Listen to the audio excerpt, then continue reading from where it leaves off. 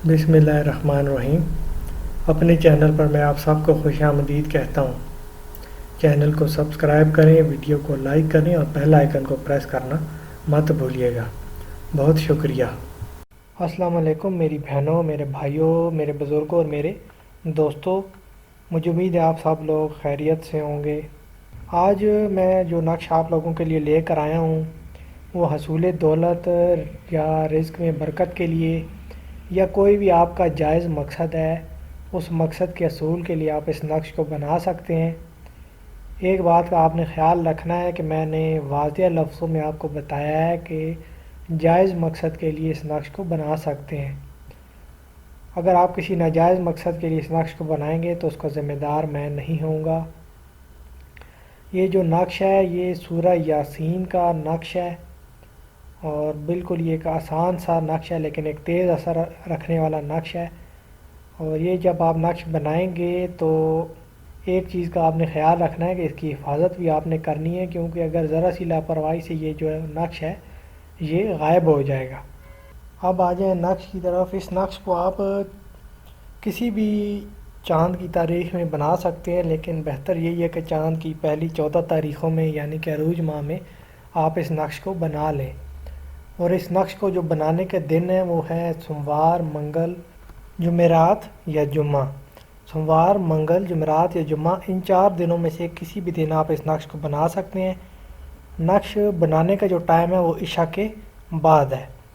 नक्श बनाने से पहले आपने करना ये है कि एक बार आपने सूरह यासीन पढ़नी है और सूरह यासीन आपने ऐसे पढ़नी है कि हर मुबीन पर आपने दरूद ताज 41 बार पढ़ना है। यानी कि सूरह यासीन में जब भी मुबीन आएगा उस पर आपने 41 बार दरूद ताज पढ़ना है और फूंक मार देनी है। मुबीन लफ्ज़ मुबीन पर आपने फूंक मार देनी है। उसके बाद आपने इस नक्श को बना लेना है। ये स्क्रीन पे आपको नक्श नज़र आ रहा होगा, बिल्कुल ये आसान सा नक्श है।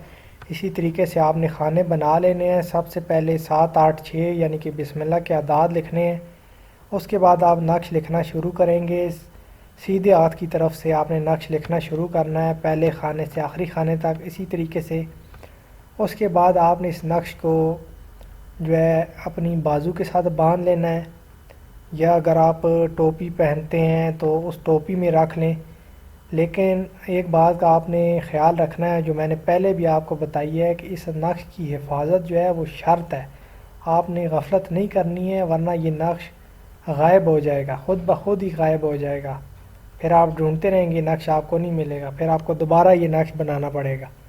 और ये नक्श आपका जो भी काम फंसा हुआ है या जो भी आपकी ख्वाहिश है उस मकसद के लिए आप इस नक्श को बना सकते हैं। उस मकसद का सोच कर आप अल्लाह से दुआ करके इस नक्श को बना सकते हैं और एक ही दिन में आपका काम हो जाएगा। पहले ही दिन से आप जो है देखेंगे कि आपका काम होना शुरू हो जाएगा। बिगड़ा हुआ काम जो है वो आपका संवर जाएगा।